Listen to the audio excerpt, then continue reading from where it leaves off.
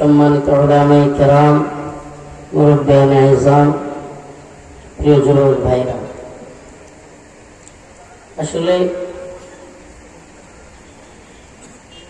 আমি প্রথমেই বলিনি, কয়েকদিন আগে এই প্রোগ্রামে আসার কথা ছিল আমার, 12-13 দিন আগে সম্ভবত, কিন্তু অসুস্থতার কারণে আপনাদের প্রোগ্রামে আসতে পারি নাই, এই জন্য দুঃখ প্রকাশ করছি। বাকি এখনো শরীর ভালো না। আজকে উপরে জার্নি এবং ভ্রমণ ক্লান্তি, আমাদের প্রচন্ড জার্নির কারণে, ভ্রমণের ক্লান্তির কারণে রেস্ট নেওয়ার সুযোগ কম থাকে, যে কারণে বাসায় একটু শুয়েছিলাম। কিন্তু আপনাদের চিৎকার এবং আপনাদের ধৈর্যের বাঁধ ভেঙে যাওয়ার পরিস্থিতি দেখে ঘুম থেকে উঠে আসতে হলো। আপনাদের এই প্রোগ্রাম একবার মিস হয়েছে, এই জন্য যাতে দেরি না হয়, এই জন্য আমাদের নাটুরে ছিলাম রাত্রে, বলি নাই কাউকে। রাত্রে নাটুরে ভিআইপি নামক এক হোটেলে ছিলাম। তো নামে ভিআইপি, কিন্তু এসে তো জঘন্য আর কিছুই থাকে, নাম দিছে ভিআইপি, কিন্তু এটারে কি বলবো আর, যাকে এখন রাস্তার পাশে হোটেল, গাড়ির শব্দে একটুও ঘুম হয়নি। ভাবছিলাম যে যেহেতু মিস্টেক হয়ে গেছে, গতকালকে পঞ্চগড়ে মাহফিল ছিল, রাত্রে পঞ্চগড়ে অনেক সুবিধাজনক অবস্থান ছিল, একেবারে 5 স্টার মানের ওরা ব্যবস্থা করছে, খুব সুন্দর। কিন্তু আমি হলো থাকিনি, কারণ হলো একবার মিস হয়েছে, আবার যদি পঞ্চগড়ে রাত্রে থাকি, আবার দেরি হয়ে যায় কোনো কারণে, তখন তো মেম্বার চেয়ারম্যান মানবে না, আমাদের পিডাবে। এই পরিস্থিতিতে তো চালানো যায় না, এই জন্য কষ্ট করে রাত্রে চলে আসছে। ফজরের নামাজ পড়ছে এই হোটেলে, কিন্তু এত কষ্ট হয়েছে, ঘুমাইতে পারিনি। সত্যি কথা বললাম, একটুও ঘুম হয়নি।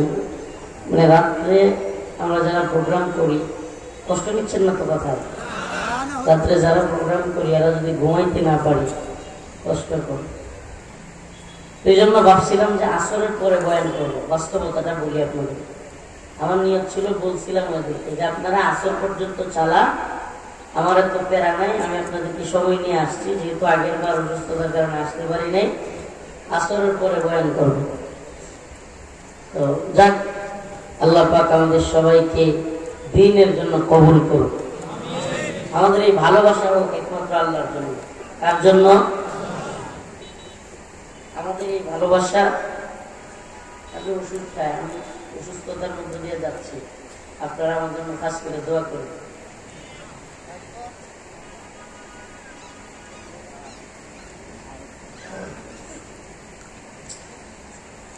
فإذا ركبوا في الفلك دعوا الله مخلصين له الدين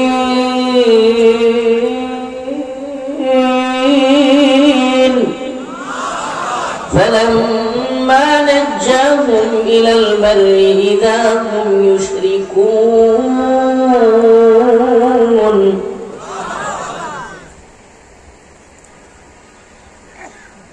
আমরা আসলে, আল্লাহ মাফ করুন, আল্লাহ নিজে বলতেছেন তো এই জন্য বলতে সমস্যা নেই, আমরা আসলে নিমখা,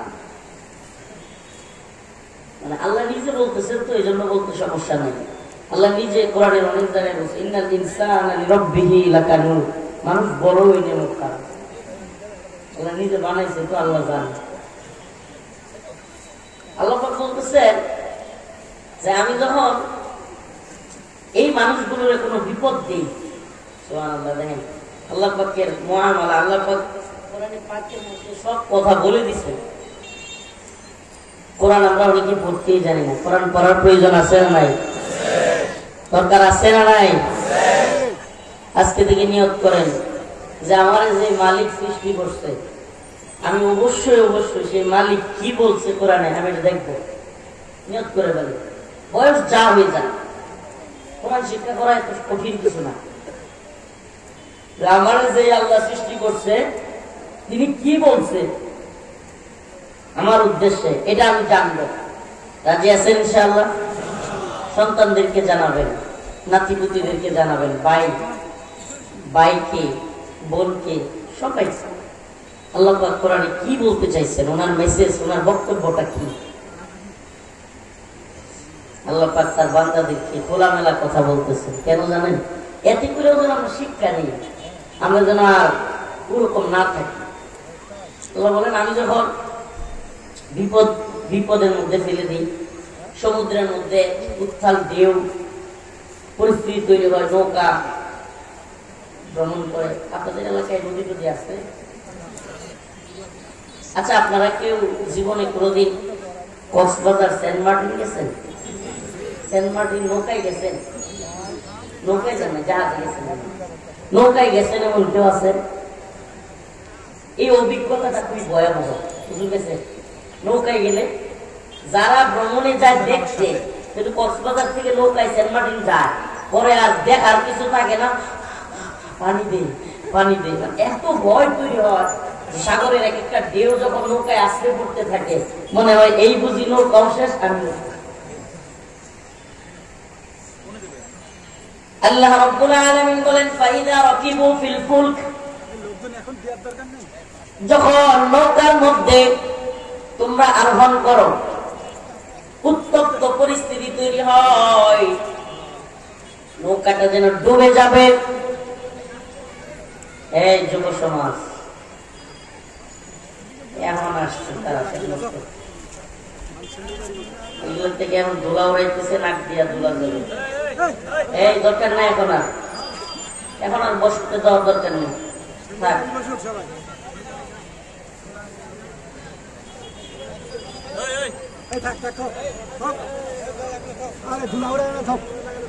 আস্তে আস্তে। ফাইদা রাকিবু ফিল ফুলক, আল্লাহ বলেন, যখন সমুদ্রের উত্তাল ঢেউয়ের পরিস্থিতি তৈরি হয়, মানুষ যখন বুঝতে পারে তার নৌকাটা ডুবে যাবে, সমুদ্রের জলোচ্ছ্বাস শুরু হয়, ঘূর্ণিঝড়ের কারণে পানির স্রোত বেড়ে যায়, পানির এক একটা ঢেউ আইসা নদীর মধ্যে, নৌকার মধ্যে লাগে। ওই পরিস্থিতিতে মানুষ সব ভুলে যায়।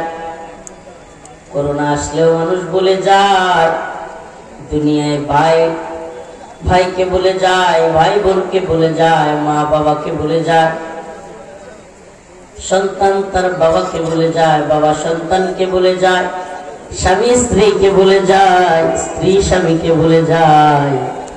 এমন একটা পরিস্থিতি করোনার সময় আমরা দেখছি কি দেখি নাই? করোনার সময় দেখছেন? একজন আরেকজনকে ভুলে যায়। কিন্তু যখন করোনা চলে গেল, আবারও আল্লাহর নাফরমানি শুরু হয়ে গেল।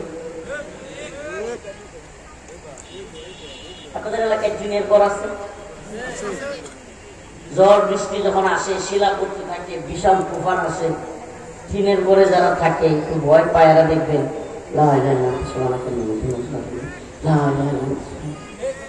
ভয় করে কি করে না? অনেকে আছে বলে আজান দে, আজান দে। কিন্তু যখন ঝড় তুফান থেমে যায়, শিলা বৃষ্টি বন্ধ হয়ে যায়, সাথে সাথে ওই মানুষগুলোর মধ্য থেকে কেউ কেউ তুফান থেমে যাওয়ার সাথে সাথে একটা বিড়ি জ্বালায়। আমি কেন কথাগুলো বলতেছি? আল্লাহ পাক বলেছেন, ইন্নাল ইনসান লিরাব্বিহি লাকানুত, মানুষ বড়ই নিমুখ খারাপ। ওই ঝড় তুফানের সময় এক আল্লাহকে বাদ দিয়া কাউরে সে ডাকে নাই। ওই নৌকার মধ্যে থাইকা যখন নদীর মধ্যে পানির ভয়াবহ পরিস্থিতি তৈরি হয়েছে, সে আর কাউকে খুঁজে নাই। নৌকাটা যখন ডুবে গেছে, নাকটা বন্ধ হয়ে যাচ্ছে, এই বুঝি তার দম বন্ধ হয়ে যাবে, নদীর মধ্যে ডুবে মারা যাবে। দাউল্লাহ মুখলিসিনা লাহুদ্দিন, আল্লাহ বলেন, তখন ওই মানুষগুলো আমার একবারে মুখলিস, একবারে অন্তর থেকে খালেস মনে আল্লাহ আল্লাহ বলে ডাকে। আল্লাহ আমার এই বিপদ থেকে উদ্ধার করেন।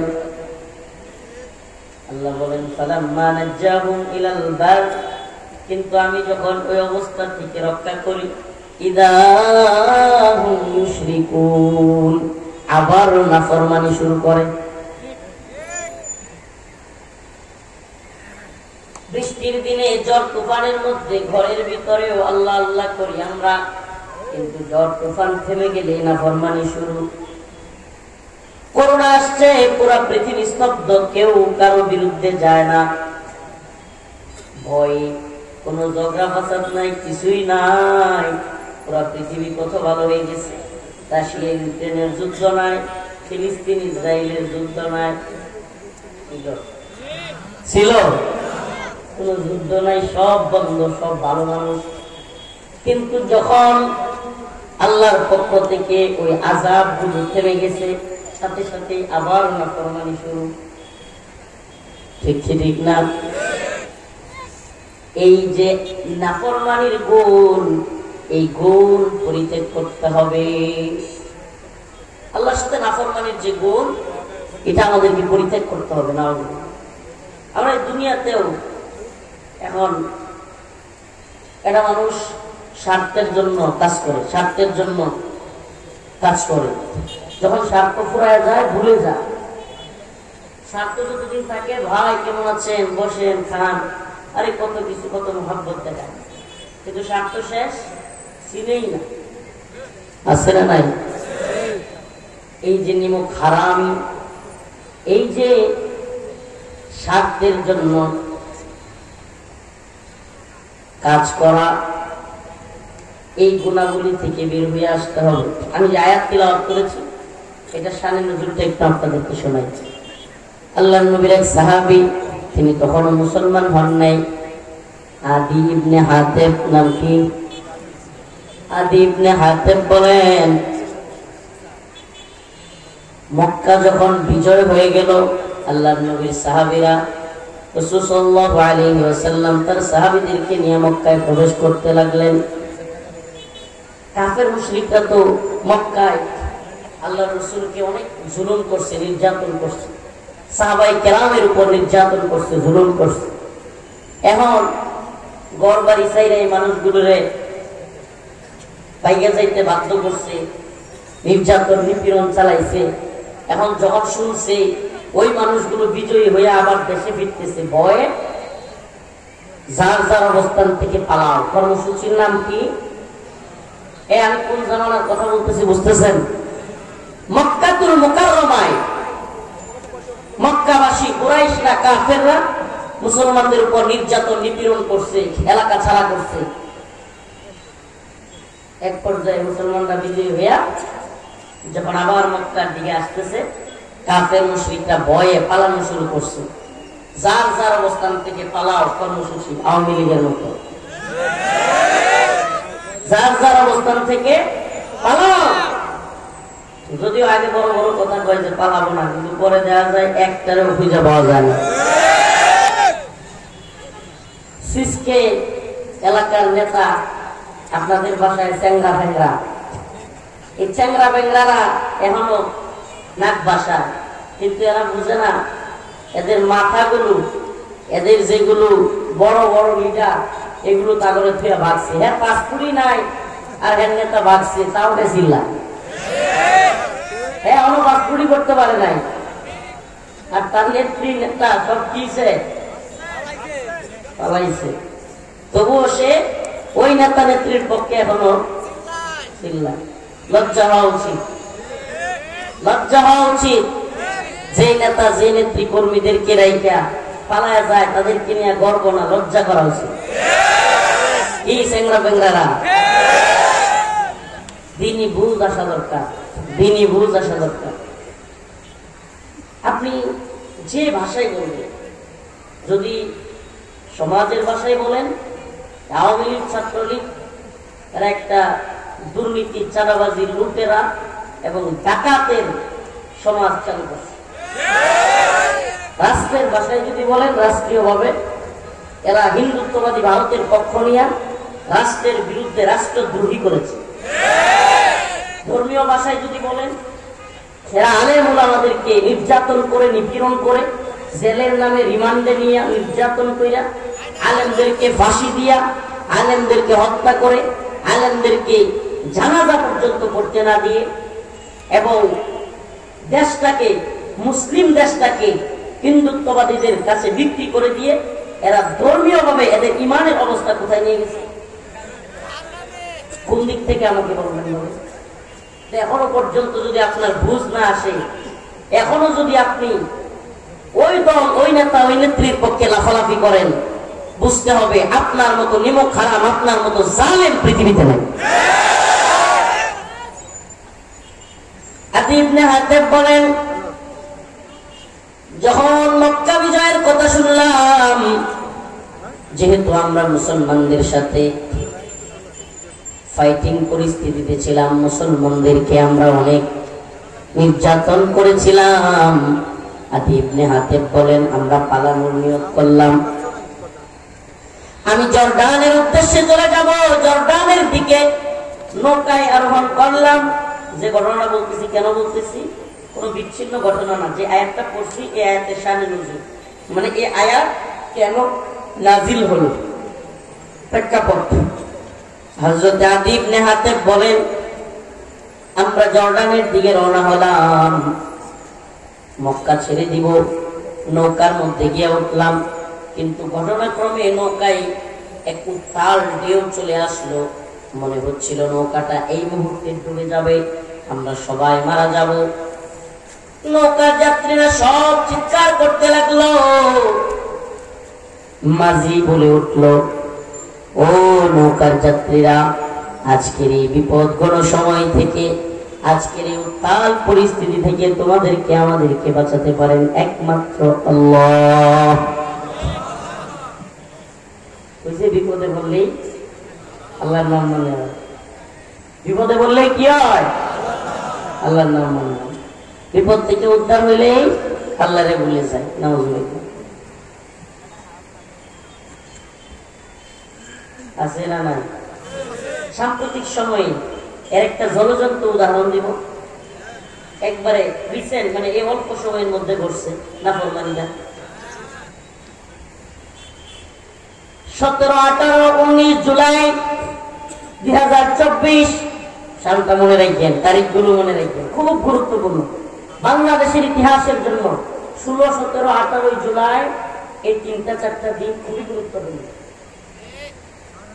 সারা বাংলাদেশে উত্তপ্ত পরিস্থিতি, হাসিনার জুলুম চূড়ান্ত পর্যায়ে গিয়ে পৌঁছাইছে। হাসিনা চিন্তা করছে, নেট চালু রাইখা, অনলাইন চালু রাইখা, ওয়াইফাই চালু রাইখা মানুষকে মারলে মানুষ জানা যাবে। 2-3 দিন আগে আয়নাঘর প্রকাশ পাইছে, গুম খুন নির্যাতনের যত আলামত সেগুলো আস্তে আস্তে প্রকাশ পাচ্ছে। এখন এই আওয়ামী গুজব লীগ এরা এই আয়নাঘরকে অস্বীকার করে। আসলে এরা আয়নাঘর কি স্বীকার করবে? যারা দিনে দুপুরে হেলিকপ্টার থেকে গুলি কইরা শত শত মানুষ মারা, এটা কি অস্বীকার করে? এরা আয়নাঘর কি স্বীকার করবে? এদের কাছে আয়নাঘর মিথ্যা, জুলাই আগস্টের হত্যা মিথ্যা, টাকা পাচার মিথ্যা, দেশকে ভারতের গোলামে পরিণত করা মিথ্যা, আলেম ওলামাদের উপর নির্যাতন মিথ্যা। সত্য একটাই, খালি কোন যে আপা ঠুস করে ঢুকে যাইতেছে, এটাই সত্য। এদের কাছে একটাই সত্য, কি সেটা? যে আপা চট করে আপা ঢুকে যাচ্ছে, আপা ঢুকে যাচ্ছে, এটাই সত্য। এছাড়া এই জাহেলদের কাছে, এই জালেমদের কাছে আর কোনো সত্য নেই। আরে এই অল্প দিনের মধ্যে মুগ্ধ আর স্নিগ্ধর চেহারা, যমজ ভাই থাকে না, চেহারা মিল, অল্প দিনের মধ্যে এরা মুগ্ধ স্নিগ্ধরে মুগ্ধ বানায় দিচ্ছে। আবু সাইদ রে বলতেছে সে কোনো নিহত হয় নাই, শহীদ হয় নাই, এদেশে কেউ মরে নাই। এগুলো মানে কি একটা অবস্থা! এদের চাইতে বড় জালেম এবং এদের চাইতে বড়, আমি এদের নাম দিছি গুজব লীগ। আওয়ামী লীগের নাম কি? গুজব লীগ। এরা যদি পৃথিবীতে কোন দল গুজবের জন্য নোবেল পুরস্কার পাওয়ার যোগ্যতা অর্জন করতো, তাইলে আওয়ামী গুজব লীগ পাইত। আফসোস লাগে, আসলে কি জানেন কেন বলি? আমাদের কলিজায় লাগে যখন কয় যে গুম খুন নির্যাতন আয়না করে এগুলো মিথ্যা, তখন কলিজাত লাগে। হ্যাঁ নিজের চোখে কি দেখে আসলো, হ্যাঁ আমগরে কিভাবে নির্যাতন গুলো করলো, আর এরা এগুলো নিয়ে এখন উপহাস করে। আপনি জানে রাখেন একটা কথা, এত এত মানুষকে এত এত আলেম ওলামাদেরকে নির্যাতন নিপীড়ন করার পরেও যারা তুচ্ছ তাচ্ছিল্য করে উপহাস করে, এদের চাইতে বড় জালেম পৃথিবীর আর নাই। এরা মানসিক ভাবে এতই সাইকো যারা হাসতে হাসতে বাইকে মেরে ফেলবে, তবুও দরকার হলো ক্ষমতা নেতা নেত্রী। হাসতে হাসতে এরা দেশকে ধ্বংস করে দিবে, তবুও ক্ষমতা দরকার। আমি বললাম আপনারা লিখে রাখেন, পারলে আজকের এই তারিখটাও লিখে রাখেন, 16 ফেব্রুয়ারি 2025। এই ময়দানে বলে গেলাম, প্রয়োজনে হুজুরের কথাগুলো কোট করে লিখে রাখেন। হিন্দুত্ববাদী ভারত সরাসরি বাংলাদেশে একেবারে হামলা করো, এই আওয়ামী লীগ ভারতের পক্ষ নেবে, রাজাকারগিরি করবে। লিখে রাখেন আপনারা। আল্লাহ এদেরকে হেদায়েত দান করুন। আর যদি হেদায়েত না থাকে, কওমে আদ, সামুদ, লূত এদের মতো একবার ধ্বংস করে দিন। পৃথিবীর ইতিহাসে যেন এদের কোনো বংশ না থাকে। এগুলো অনেকে আপনারা বিশ্বাস করেন, আপনাদেরকে যতই বুঝাই এই কষ্টটা আপনারা বুঝবেন। আমাদেরকে যাদেরকে ওইভাবে নির্যাতনটা করছে, আমাদেরকে না শুধু, এদেশে যেই পরিমাণ মানুষের উপর নির্যাতন হয়েছে, এদের বক্তব্য বোঝা যায় না যে মানুষগুলো 12 বছর, 13 বছর, 8 বছর, 10 বছর পরিবার চাইরা, মা বাবা ভাই বোন ছোট ছোট বাচ্চা স্ত্রী সবাই চাইরা মনে হয় পালায় আসছিল। মানে যে পায়না করছিল না, গুম করে নাই কাউরে, তাইলে মনে হয় স্ব ইচ্ছায় বাবা মা ভাই বোন ছোট ছোট বাচ্চা স্ত্রী সবাই চাইরা এই গোলাম আজম সাহেবের ছেলে ব্যারিস্টার আয়মান, ব্যারিস্টার আমান আজমি বা যারা আরো যারা গুম খুনে ছিল, এরা মনে হয় সব ঢুকায় ছিল, পালায় ছিল। একটা মানুষ 8-10 বছর খায়, যেটা সে 10 বছর পালায় থাকে। আরে নির্লজ্জের করলে কি আফসোস করলে এদেরকে আল্লাহ, মানে কতটুকু আফসোস করলে যথেষ্ট হবে বুঝতে পারতেছি। আপনাদেরকে কি আমি কথাগুলো বুঝাইতে পারতেছি? এত 10টা বছর কি মানুষগুলো বাবা মা ভাই বোন ছোট ছোট বাচ্চা এদেরকে সবাই রাইকা পালায় ছিল। হ্যাঁ কোথায় ছিল এই মানুষগুলো? এখন হাসিনা পতন হওয়ার পরে কেমনে বেরিয়েছে বলেন না, তো এরা কোথায় ছিল? কিচ্ছু নাই। আরে এরা এখন কি বলতে জানেন, আইনাগর যদি থাকতোই তাহলে এই হাসিনা তো চলেই গেছে অনেক আগে আওয়ামী লীগ ক্ষমতার থেকে, তো এতদিন কেন দেখাইলো না? 7 মাস কেন চলে গেল? মানে যুক্তিগুলো দেখেন, সাধারণ পাবলিককে বোঝাইতে পারবে, কিন্তু যারা বুঝমান এদেরকে বোঝাইতে পারবে। আরে বেটা, তুই সেনাবাহিনী সম্পর্কে, ডিজিএফআই সম্পর্কে, র্যাব সম্পর্কে, এনএসআই সম্পর্কে তো ন্যূনতম ধারণাই নেই। আচ্ছা আমাদের বলেন, হাসিনা পালাইছে, ওবায়দুল কাদেররা পালাইছে, কিন্তু এদেশে ডিজিএফআই, সেনাবাহিনী, এনএসআই সব বাহিনীর কর্মকর্তারা কি পালাইছিল? নাকি আগের যারা ছিল এরাই এখনো আছে?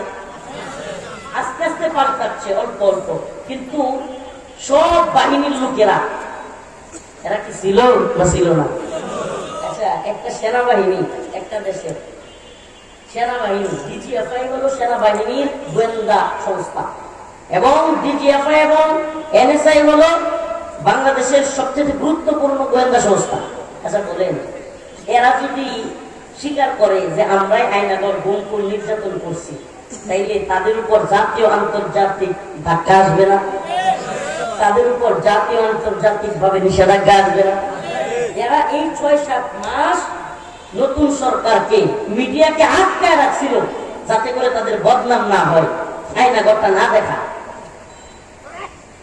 এই খবরগুলো কে না জানে? আইনাগরটাতে না দেখা তাদের বদনাম হয়ে যাবে, আন্তর্জাতিক ভাবে জাতিসংঘ থেকে নিষেধাজ্ঞা আসতে পারে। অনেক দিন আটকায় রাখছে তারা, এমনকি সেনা প্রধান ওই কাজের সাথে জড়িত। আমি সরাসরি বলছি, সেনা প্রধান নিজেও গুম খুনের সাথে জড়িত বলতেছি না, কিন্তু সেনা প্রধানও চাচ্ছিল না যে সেনাবাহিনীর বদনাম হোক, আইনাগরটা প্রকাশ পাক, কারণ বিশ্বের কাছে বাংলাদেশ সেনাবাহিনীর বদনাম হয়ে যাবে। একটা কথা কিন্তু সত্য, এটা স্বীকার করতে হবে, জুলাই আগস্ট বিপ্লবে ছাত্র জনতা এবং তাওহীদি জনতার পাশে কিন্তু সেনাবাহিনী ছিল। আগে যাই করছে এটাও কিন্তু স্বীকার করতে হবে। তাদের একটা দল হাসিনার সাথে মিশে গেছিল, কিন্তু সেনাবাহিনীর একটা বৃহৎ অংশ ছাত্র জনতা এবং তাওহীদি জনতার পাশে দাঁড়িয়েছিল। কারণ সেনা প্রধান নিজেও যেহেতু ছাত্র জনতার পক্ষ নিচ্ছে, সেও চায় না, সে উপদেষ্টা যারা প্রধান উপদেষ্টা সহ সবাইকে বুঝাইছে যে এটা সেনাবাহিনীর বদনাম হয়ে যাবে, এই সেই বকর চক্কর। কিন্তু আন্তর্জাতিক চাপের পরে এক পর্যায়ে দেখাইতে বাধ্য হয়েছে। কিন্তু দেখাইছে ঠিক, কিন্তু যেগুলো আওয়ামী লীগের নেতা ছিল, জালেমদের সাথে মিলেমিশে আইনাগর গুলপুলের সাথে জড়িত ছিল, এরা করছে কি, ওই যে ছোট্ট ছোট্ট আইনাগরের রুমগুলো ওইটা ভাঙিয়ে ফেলছে, অনেক জায়গায় বড় করে ফেলছে, অনেক জায়গায় টাইলস লাগাই দিছে, অনেক জায়গায় আপনার নতুন করে প্লাস্টার করে ফেলছে, অনেক জায়গায় আপনার আলামত গুলো নষ্ট করে ফেলছে। বুঝতেছেন? নষ্ট করে ফেলছে। কারণ আমরা তো নিজের চোখে দেখে আসছি, আল্লাহকে সাক্ষী রেখে বলতেছে, নিজের চোখে দেখে আসছে। এই আলামত গুলো নষ্ট কেন করছে জানেন? এটাতেও তাদের মানুষ যেন বিভ্রান্ত হয়, মানুষ যেন মনে করে না এত বেশি জুলুম হয় নাই। আলামত গুলো সবগুলো থাকলে অনেক মানুষ মানে নরম দিলের যারা বা নর্মাল হার্টের যারা কেউ সই মারা ডিজিএফআই আইনাগর ঘুমঘর কিংবা র্যাবের এই সমস্ত নির্যাতনের পরিস্থিতি যদি জাতির সামনে প্রকাশ পাইত যেভাবে ছিল, এইভাবে অনেক নরম দিলের মানুষ হার্ট অ্যাটাক করে নেয়। প্রিয় ভাইরা আমার, বন্ধুগণ আমার, কথাগুলো কেন বলতেছি? আচ্ছা বলেন না, এই বিগত 16 বছর এই গুম খুন নির্যাতন নিপীড়ন আইনাগর হামলা মামলা রিমান্ড ফাঁসি এদেশের আলেম ওলামারা তাওহীদি জনতা সহ্য করে নাই? কোথায় ছিল এই উপদেষ্টা সমন্বয়ক মাহফুজ? কোথায় ছিল সে? এদেশের আলেম ওলামা তাওহীদি জনতা রক্ত দিয়ে শ্রম দিয়ে এদেশের রাস্তাঘাট অচল করে রিমান্ডে নির্যাতনে ফাঁসির কাস্টে জুড়ে হাসিনার পতন ঘটাইল। আর আজকে সেই তাওহীদি জনতাকে তুচ্ছ-তাচ্ছিল্য করবার দুঃসাহস এই মাহফুজ আলমকে কে দিল? আমরা একটা কথা একেবারে সাবধান করে দিতে চাই, আমরা হাসিনার বিরুদ্ধে আন্দোলন করেছি দ্বীনের প্রয়োজনে, ইসলামের প্রয়োজনে, আল্লাহর জন্য, দ্বীনের জন্য। আমরা হাসিনার বিরুদ্ধে দাঁড়াতে পারলে যে কোনো উপদেষ্টার বিরুদ্ধে আমরা দাঁড়াতে পারবো ইনশাআল্লাহ।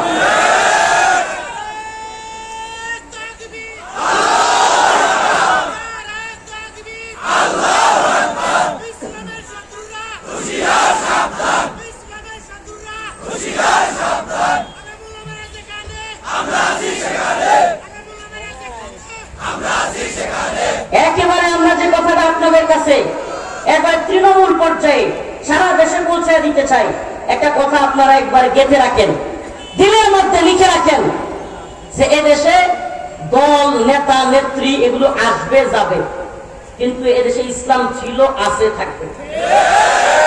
এই কথাটা ভালোভাবে বুঝবার চেষ্টা করেন। নাটোরের মুসলমান ক্ষমতার পালাবদল হবে, হচ্ছে, ক্ষমতায় কেউ ছিল, এখন নাই, আবার এখন আছে, কয়েকদিন পরে থাকবে না, এটা একটা বাস্তবতা।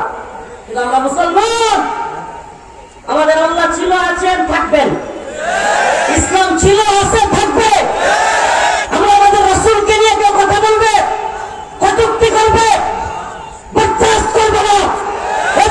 রাসূলের পক্ষ নিয়ে সাফাই গাইবে, তাকে বাংলার জমিনে আমরা দাঁত ভালো জবাব দেবো, দাঁত ভালো জবাব দেবো, দাঁত ভালো জবাব দেবো।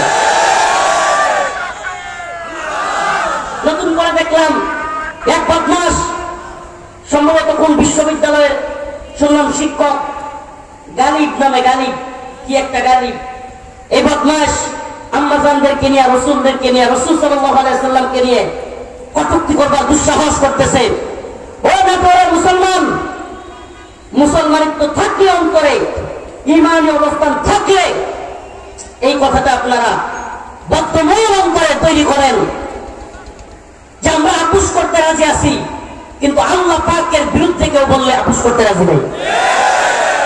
রাসূলকে কেউ কিছু বললে, আমার কোরআনকে কেউ কিছু বললে, আমার রাসূলুল্লাহ সাল্লাল্লাহু আলাইহি সাল্লামকে কেউ ব্যঙ্গ করলে আমরা তাকে বরদাস্ত করব না। কোন বুদ্ধিজীবী, কোন কলামিস্ট বিবৃতি দিলে ওই 7 দিনের পক্ষে, মনে রাখবা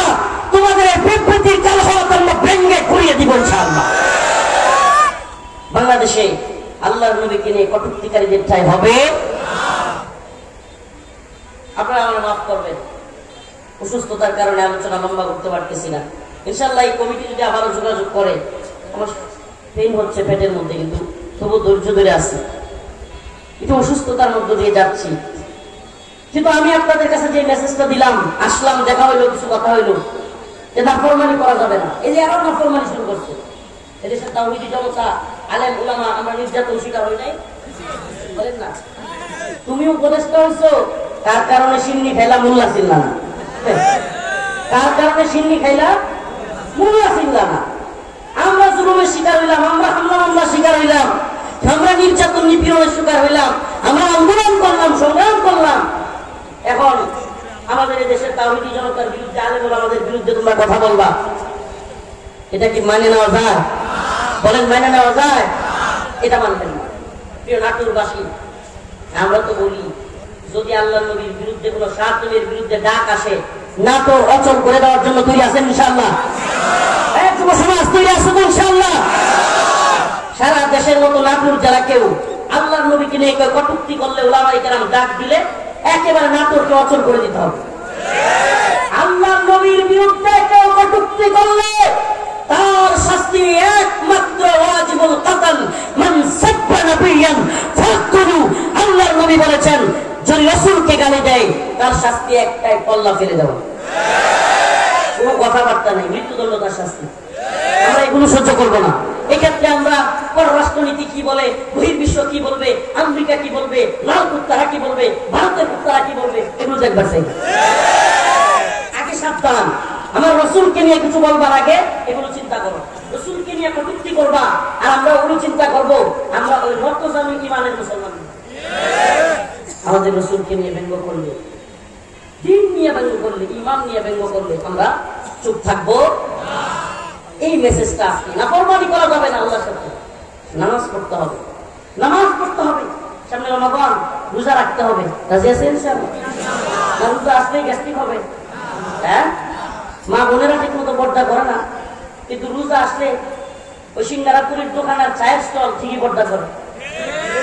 এই ব্যবসা, এই যে ব্যবসা যারা করেন, রোজার দিনে মানুষকে চা খাওয়ান, সিঙ্গারাপুরি খাওয়ান, আপনাদের ব্যবসা উলামায়ে কেরাম এখানে আছেন, হালাল টাকা দিয়ে ব্যবসা করে হারাম কাজ করতেছে।